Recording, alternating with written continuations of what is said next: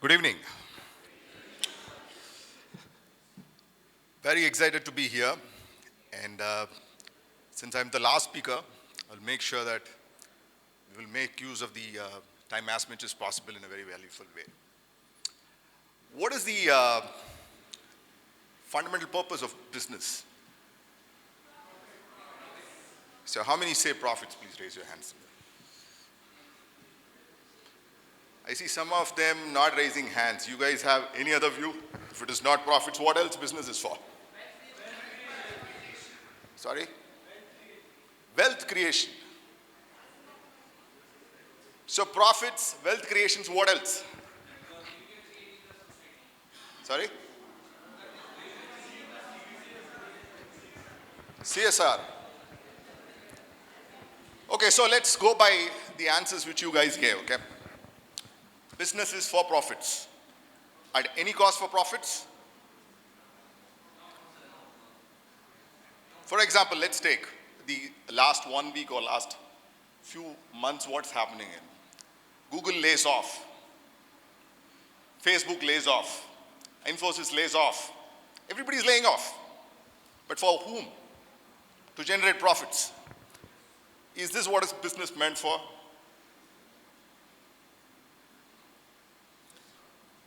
So you see another type of business model, which is, say for example, Nintendo.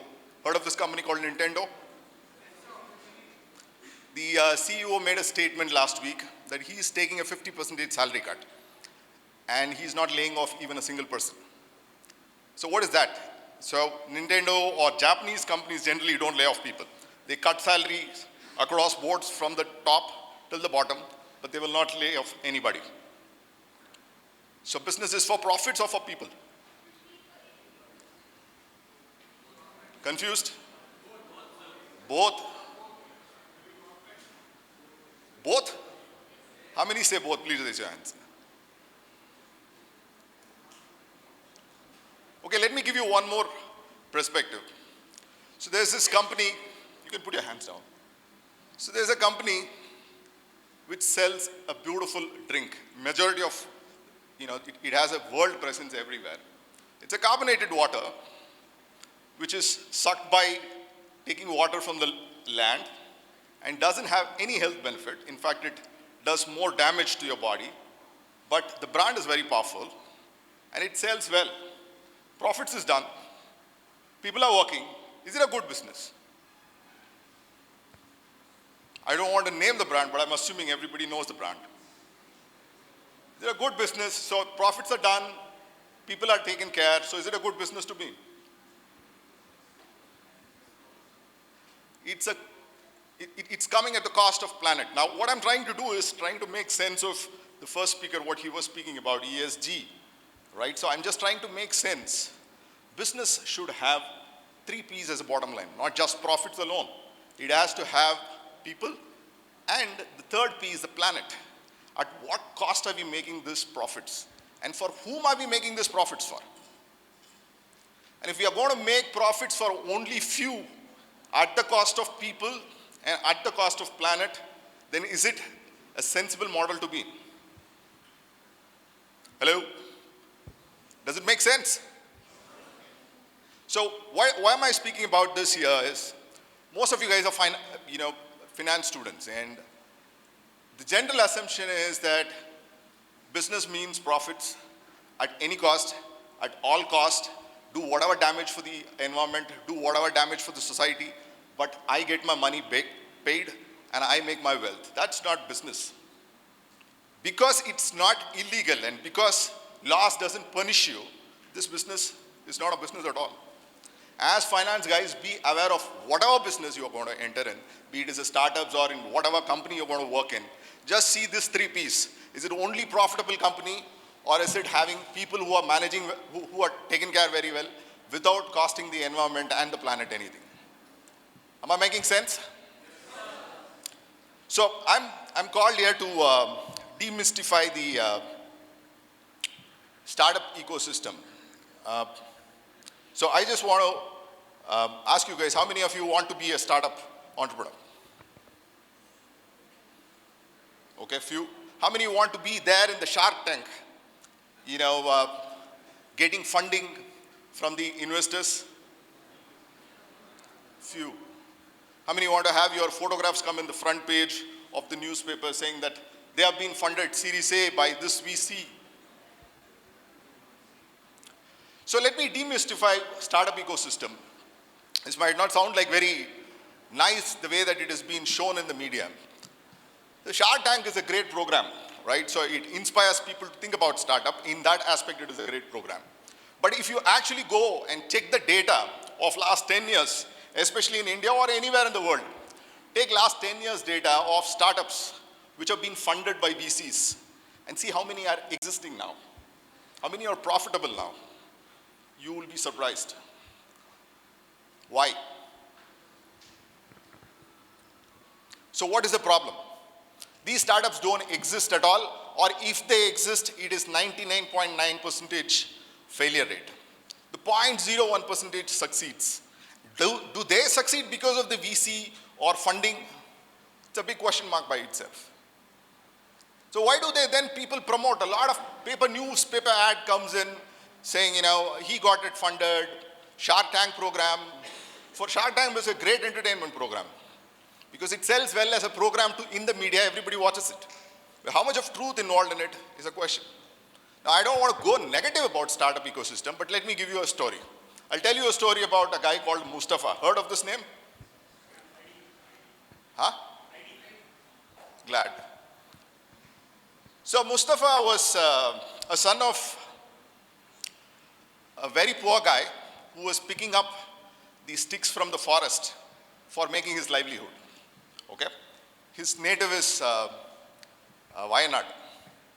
And he is from his father who goes to the forest every day, picks up the broken sticks and then brings it back.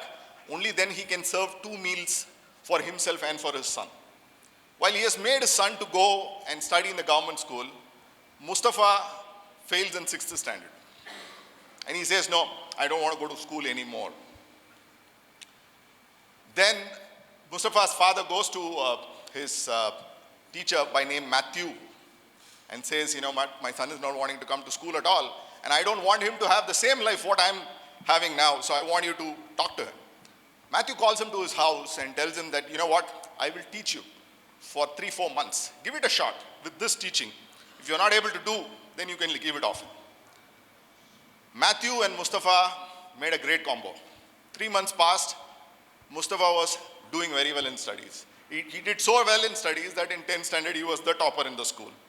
He ended up going to National Institute of Mechanics in Kerala, did computer science, went to United Arab Emirates, worked there for 6-7 years, made a lot of money, but his mind was always to be an entrepreneur, right? So he comes back, and how to be an entrepreneur, he don't know how to start up. So he goes to IIM Bangalore and does an executive program on entrepreneurship. And when he was doing this program, he thought of an idea. What is a great idea? It's not a Steve Jobs technology idea or a Google idea. He saw a lot of people buying that butter. What butter? Dosa butter and idli butter. Very complicated product. It's been invented for some long years before. It's a very simple product. So he thought we will organize this. And so what he did is he picked up, the raw material stuff and then started going and selling it out. But his problem is, it is a very perishable product. You have to sell it fast before it gets bored off. And the storage of what he was holding on was eating on the profitability at all, full up. Whatever money he was making in selling the butter, that money was getting erased by whatever was having it in stock. So then he used his analytics mind, technology mind, to see which are all the counters are selling very well and loaded his stock there. So tech and finance together, he came to a break-even. Now this is a startup. It is not funded. He got his own profits. Those profits reinvested, which is called a bootstrap. There are about 3,500 people working for Mustafa now. And the value of the company, I don't want to call the valuation of the company because this is no race of startup, Shark Tank, being in the newspaper business. This is real value creation. Majority of startups are driven towards valuation creation. You see, Baiju, you don't have this unit economics, which is working in ID there at all. It was a 22 billion company last year, and it is not even a billion company now. What happened? Because the basic of what value creation was just not there. Valuation creation was only happening. Am I making sense? Am I making sense? Okay, so let's take one more example. India was going through, is there anyone here who doesn't have a smartphone?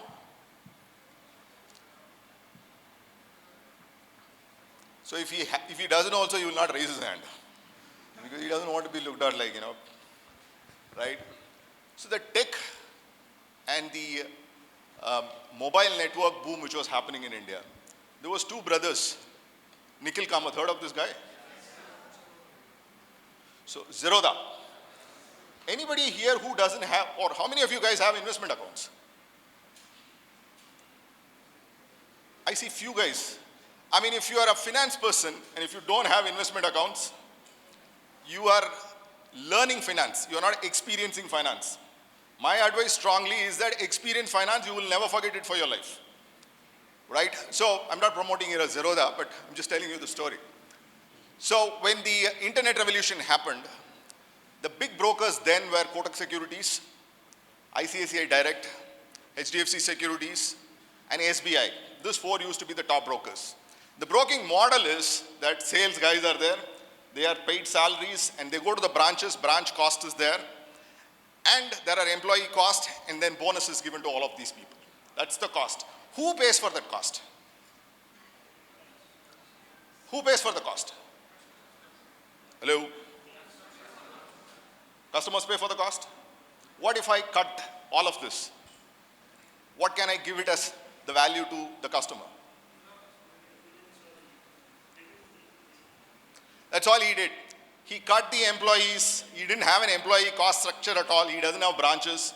Open your account instantly in the mobile. His client acquisition cost, in startup, we call this term called CAC. Client acquisition cost is zero. When you are acquiring clients at zero, can there be any other beautiful business model than this? Everything, because every client comes and generates 1 rupee brokerage, it's a profit for you. Now, you saw Idli Dosa and you saw Zerodha. I gave you two examples in the model. Can these be copied? Yes, sir. Instead of dosa mavu, we will make some other mavu. Can these be copied? If so, please tell me how it can be copied. That is the journey of an entrepreneur. The time that Mustafa has spent dirtying his hand in the factory, finding out how do I reduce my stock using my analytics, that is the competence which cannot be taken away from him. And that is the strength of ID. Now, ID can be bought over by an FMCG company, but this business model cannot be copied by someone else. Zerodha can be competed with very many people, but by giving freebies. You know, there's another more upstarts which are funded by VCs. What do you do when you are funded by VCs is you take investors' money and then go buy customers. Good business doesn't buy customers. Customers buy products. Right? As long as you are not throwing money to buy customers, you are in a good business. And all the businesses from Flipkart to whatever companies you see now, which are VC funded, they've always thrown money to buy customers. Have you seen Amazon giving you an offer to buy more products? Or to introduce new customers? I remember Flipkart, they used to give 1,000 rupees voucher for a new entry. I remember Paytm used to say cashback for every purchase that you do. Whose money it is? Investors' money. When you bring investors' money in the name of sourcing customers without generating profit out of customers, then you are designed for a disaster. So the demystification of startup ecosystem, what I want to tell you guys is, if you're wanting to be a startup, focus on the value that you are creating. Not on the valuation, the glamour, the maya of Shark Tanks and the paper advertisement. Series A funded, Series B funded, none of them are funded. Zerodha or ID is not there, and they're bootstrapped completely, but they've grown the business very successfully. So focus on value creation, than valuation creation. So we are in a time, I'm just giving you a macro perspective of where we stand in the year 2024 and from here on in India, right? There's no doubt for the next 20, 30 years, India will do very well. And you guys being in financial services, that too being a part of business management, you will do reasonably well. But you're going to do extraordinarily well or not depends on how much of effort that you put into improve your competence or have a team building skill and things like that. The largest English-speaking population in the world is which country? Any doubts? Largest English-speaking population in the world is which country? The second largest mobile network country is in which? And what does this mean to the global business community? Most of the jobs will come here, right? But what is important is when there was a green revolution, when we'll have been making a lot of crops, and then there was this IT revolution, which this place, Bangalore, swept like crazy. The next revolution, what is happening now is the startup ecosystem, right? There's always a saying, both from the terrorist side and from the army side, you identify right attitude people or people with burning attitude, train them so well, and just leave them, unleash them. It's a dangerous thing to. If you are on the terrorist side, it is the most dangerous thing to happen. But if you are in the arms and defense side, that's the best thing that can happen. Because you know what? A talent with young age, spirit, attitude, and trained competence will not keep himself calm. The reason why you are seeing a lot of entrepreneurial ecosystem getting built in South is purely because of this quality of talent which we have here. And it cannot be replaced.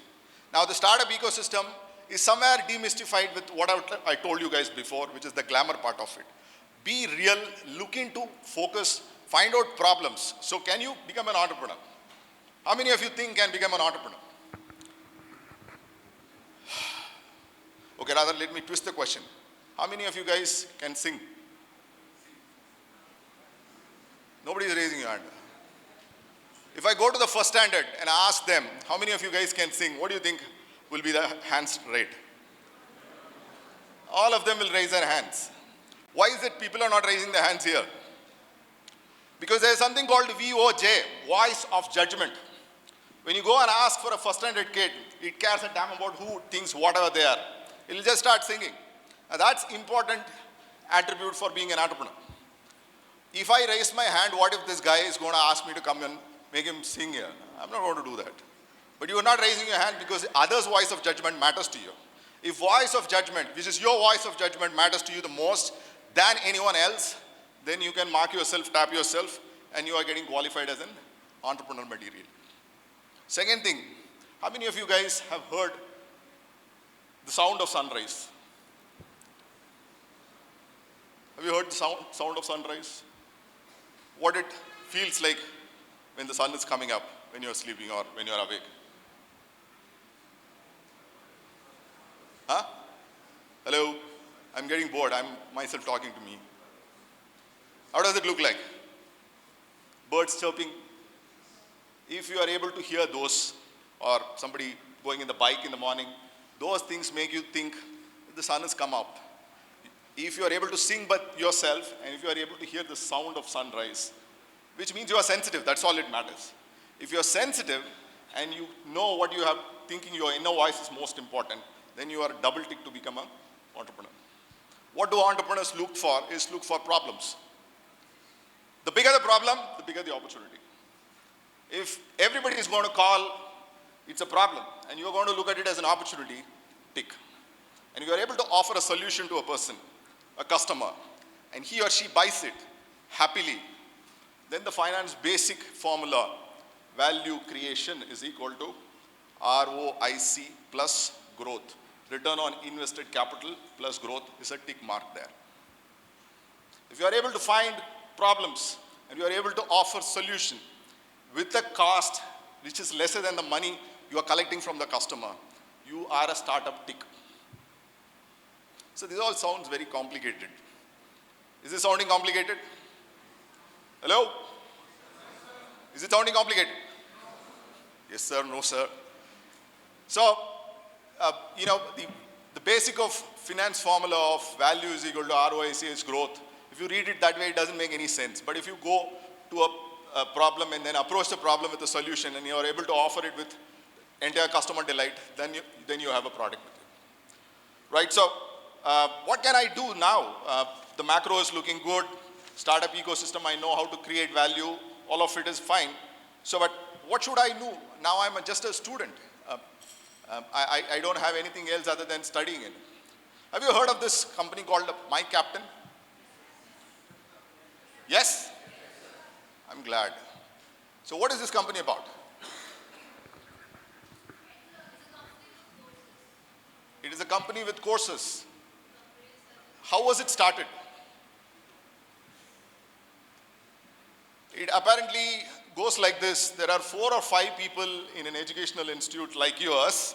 I wish 5 years down the line somebody makes a statement, or some of you guys come and make the statement here. 5 or 6 people, 5 or 6 students got together during the time when they are studying. And they felt that there was no magazines which were catering to 11th standard and 12th standard kids. And they started building it. And the market, 11th standard, 12th standard market is huge. And these guys were able to get subscriptions. Free of cost, but so many people were coming in. Now the mobile network or the subscription model works like this: first usage, user, and then monetize. Once they got quite an amount of subscription base, they started going for charging the customers. Here also they didn't raise capital. They started charging. Because what they offered has value, the 11th and 12th standard kids started paying, which is not a huge amount, 25 bucks, 50 bucks and things like that. Now, My Captain is being awarded by UN as one of the futuristic companies on educational space. So, sir, my aspiration is not to be in startup. My aspiration is to be in a well-branded corporate. You can, whatever may be the aspiration that you may have. The macro perspective says that the average age of a company now is about 7 years. So if you're going to start today, which is around 23, 24 is what my belief is, and you're going to work for till 60 years, which is about 45 years. Average age of a company now is 7 years. And an average term an employee stays in a company is 3.5 years. So how many churns are you going to have? You'll have to make it. For that, what is important, I think the third speaker spoke about it. Relearn, learn, and unlearn, right? So learn, unlearn, and relearn. Because the more churns of the companies you go, difference is what needs to be equipped by yourself. On the other side is you build a business, then you are directly facing the reality. No glamour, nothing. You know if you sleep for 2-3 days, what happens? You will stay awake, alert, and you accept uncertainty as a way of life, and you will put in your efforts to make sure you build a system which outlasts you, which outlives you. If you are able to do that, then you become an entrepreneur, successful entrepreneur. Right, so with these thoughts, I leave you guys. My suggestion to people who are wanting to get into the professional side or wanting to be in corporate life, make sure you sharpen your skills. That's the most important thing. For people who are wanting to be in the startup ecosystem, then get connected with as much as networks, incubation centers to understand. And it has become really, really easy to get the seed funding if you have a right attitude. To some of the incubation spaces where I sit, the only thing that we see is how aggressive, how sincere the founding team is. And basis on that, the grants comes in. So that's my suggestion to you. The last part, I'll leave you guys with a puzzle so that you guys also understand the value of data. So let's assume we are playing you guys are the coach, right? India and Australia is playing the final match, right? 1 ball, 6 runs to win. And you are the captain. You're going to decide on who's a player. India is batting. You have 2 batsmen with you. Rohit Sharma, Mahendra Singh Dhoni. Okay? Now, who will you send? Dhoni. How many for Dhoni? Please raise your hands. The majority seems to be Dhoni. How many for Rohit? Raise your hands. There are a few last benches there, maybe one gang. How many of you guys don't know the game called cricket? I see some of you guys didn't raise your hands. So let's take two scenarios, okay? First, Dhoni goes in. You are the captain, okay? You're going to address a press meet next day after this match is over. You send Dhoni. Why did you send Dhoni? Huh? Louder, louder. Best finisher. So he goes in, he hits the ball goes to 6, India wins the match. Everybody is a hero. Great. Dhoni goes, and the coach community, when Dhoni steps inside the field itself, says the decision is the wrong decision. But Dhoni goes and hits the ball for 6, and the match is won. Outcome is positive. You're talking about risk here, right? So there's a risk which was taken. But the decision is the wrong decision. So let's take, Dhoni goes and hits, but the ball didn't go to 6. Now media is behind you guys. All those guys who raised your hands, media is coming to you and asking you, this decision is the wrong decision. Why did you send Dhoni? Is that because you want to be politically right, that people should not blame you? Or do you have anything, what basis you sent? Let's take the other scenario. Rohit Sharma goes. The coach community, cricket coach community says it's the right decision. He goes, hits the ball didn't go to the 6. Match is lost. Now media comes and says, the entire country knows Dhoni is a winner. Why did you send Rohit Sharma? How did you? Yeah, this is exactly the question I wanted you guys to ask. How? Go to Google and find out the hit rate of the maximum 6s. Rohit Sharma is in number 4 in the world. Dhoni is in number 19. Now you still feel personally biased? Take the name Dhoni out, take the name Rohit Sharma out, mark it as X player, mark it as Y player. Now tell me, whom will you decide on? The number speaks. Infosys boardroom has a clear value system written. In God we trust, rest everything else, bring the numbers in. We are so biased when it comes to Dhoni. And if you go by your bias on taking decisions, especially in a startup ecosystem, you know where you stand. That's all I have to say. Anything to do with whatever I talked, or anything to do with finance, strategy, or economics is my subject, you can ask your questions. I'm done. Thanks.